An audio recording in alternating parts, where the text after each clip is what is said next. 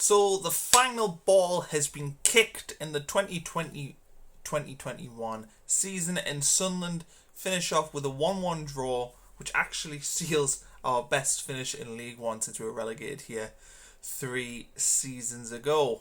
But while that might be seen as a reluctant positive, probably just more an indictment of how bad things have been since we've came to this level, we've ended the season with just 1 win in our last 9 games, which is not the way you want to enter the playoffs, especially with sides like, well, in fact, all the sides in the playoffs are in better form than us. But a 4th place finish represents probably a bit of a disappointment, really. To finish 4th in a 3-horse race is pretty disappointing. And the way the season's turned out and the collapse we've had has been nothing short of almost embarrassing in a lot of to a larger extent.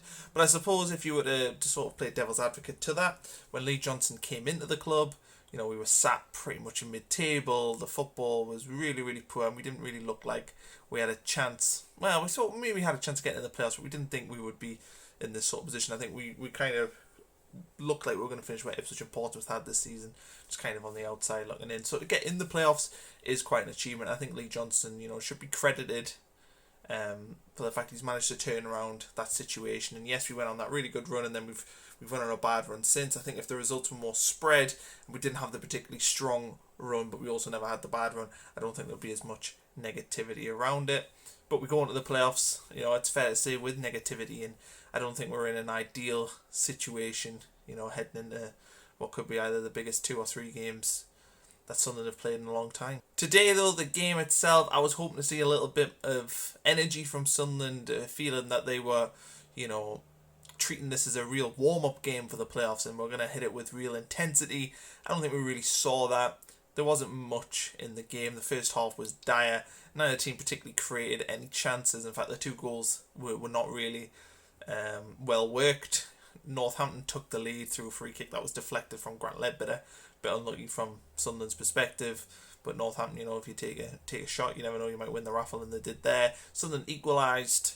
Jordan Jones on the right side crossed the ball. I mean, it was definitely a cross. Crosses it, hits the post, hits off the other post, and then Carl Winchester's pretty much got an open net tap in. So we equalised 1-1 there. Again, a goal not born of real quality. So the match itself was really poor. I suppose, we'll talk about the major talking points from the game, but for me, just before we get into that, the main takeaway is the fact that Bailey Wright looked better, and we really, really missed having his presence. So to see him put in a better display today, and to an extent last week against Plymouth, I think it's pretty vital to get him firing all cylinders, because I think a lot can be said for the collapse and whose fault it is, but ultimately, if you're playing Luke O'Nien at centre back for a prolonged period, we must have played about 12 games in a row there. Eventually it's going to catch up with you. Losing Dion Sanderson, it's a huge blow. Tom Flanagan, a huge blow. Bailey Wright, hasn't looked 100% since he came back. Conor McLaughlin's been out. We've had, Denver Hume as well. We've had so many injuries this season in key defensive positions that the fact, to be honest, that we finished 4th is pretty miraculous. I think it hurts much more because of how bad it's been over the last 9 games or so. So the major talking points, we know who we have in the playoffs. We have Lincoln City. We also have home advantage because we finished 4th. They finished 5th. We both drew today. I think Sunderland and Lincoln are probably the 2 sides who are the most out of form. They're the 2 sides who spent most of the time towards the top of the league. Blackpool's been kind of a late riser, and Oxford have been sort of hovering around that 6th to 10th spot most of the season. So Lincoln and Sunderland, it's probably a good match.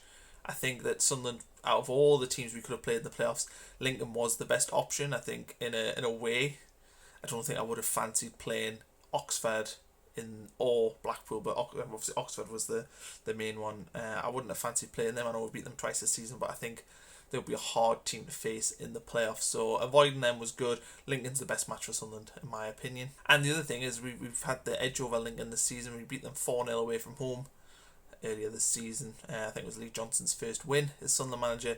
We drew 1-1 with them at the Stable Light, but played pretty well that day as well. So I'm confident that Sunderland can beat Lincoln over 2 legs, over 180 minutes. I think that's more than doable, and I think if we should, I think, go into that considered as favourites, and I don't think we should be particularly worried about facing Lincoln City. I mean, that's no disrespect to them. They're obviously a very good team. They've had a very good season, but I think Sunderland have had the number this season, and I think of all the options we could have had in the playoffs, Lincoln's probably the best one. Overall, though, the playoffs, who are the favourites? I would say that Blackpool are probably the favourites. You know, they've had the best end to the season, but I also think Oxford are going to be very, very dangerous. I think whoever wins that game over the 2 legs probably goes into the playoff final, the one you would expect to go up.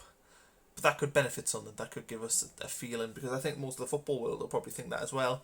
It could give us the feeling of underdogs. It's not often we have that underdog tag on us at this level. In fact, it very, very rarely, if ever, happens. I touched on some talking points from today's game, but I do think there are some negatives that we need to address. Our forward play today was, and I've wrote down, anemic, but it really, really was. I didn't think any of our forward players had a particularly good game. Charlie White, I can't recall.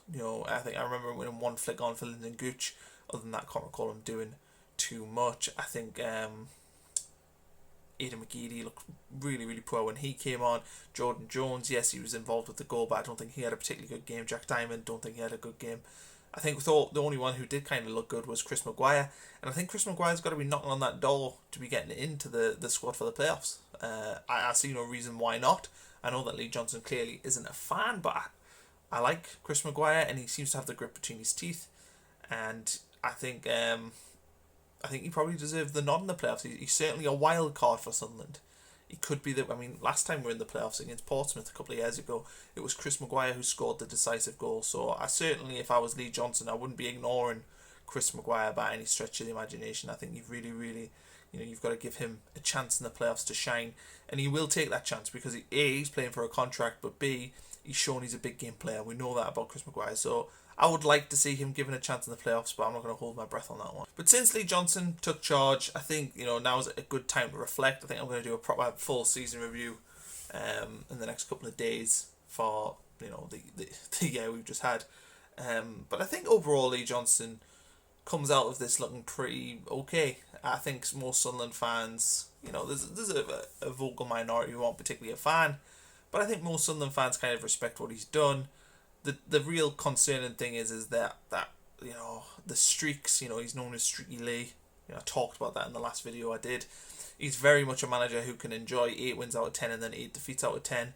And that is a concern, and I think, the Sunderland ownership and directors, they need to look at that and, address that with Lee, because you can't have a manager whose career has been spent with these streaks. He's obviously not learning if it continues to happen. We're in the middle of a negative streak right now. So it's important that, we address that. And Lee Johnson deserves the summer, certainly, to get his team right. He's got my backing. I think he's got more Sunderland fans backing as well. So it'll be interesting to see, what happens over the next few games. But either way, Lee Johnson, to me, no matter what happens in the playoffs, unless we get beat 5-0 twice against Lincoln, no matter what happens in the playoffs, Lee Johnson, for me, is the man to guide Sunderland. And I think he's done a good job this season. Ultimately, he came into a pretty rubbish situation, and he turned it into something. He got us into the playoffs quite comfortably in the end. Nearly, he had us touching the automatic promotions. We couldn't hold on to that. But whose fault is that? Is that fall on the players? Is that fall on Lee Johnson? There'll be an inquiry, within the ranks at Sunderland to figure out what exactly happened. But I trust the ownership, the manager, the new directors. I trust them to sort out whatever issues there's been in the summer. So there we have it. That is the last regular season match day video review. I think I'll do a proper season review, as I mentioned earlier, in the week. But other than that, let's get ready for the playoffs. It's like 10 days time, I think, 9 or 10 days. I'm not sure if they've announced the dates yet as I'm recording, but I'm looking forward to it. I think there's one positive that you can think of to come from Sunderland is the fact we have been on a bad run, but we know how well we can play. And if we match them performances we've had against Lincoln earlier this season, against Portsmouth away, not too long ago, the victories we've had against Oxford, if we can match them performances, we'll have a very good chance of getting promoted. And the playoffs is a lottery anyway. Sometimes form is irrelevant when it comes to the playoffs. Sometimes it is. Sometimes it is important, but sometimes it isn't. So let's just get excited for it. Let's look forward to it. Let's not go into it with any negative thoughts. I think Sunderland's got a very good chance of getting promoted. And I think sometimes we forget, because of how close, automatic felt, we forget that the playoffs, when Lee Johnson came in, was really the target. That was what we thought we could get. We didn't think automatic promotion was on. So it finished 4th. It's not a bad, it's not a bad season, really, considering where we were at the start. So thanks for watching today's video. Please subscribe if you've enjoyed. And please, like it, comment, let me know what you think.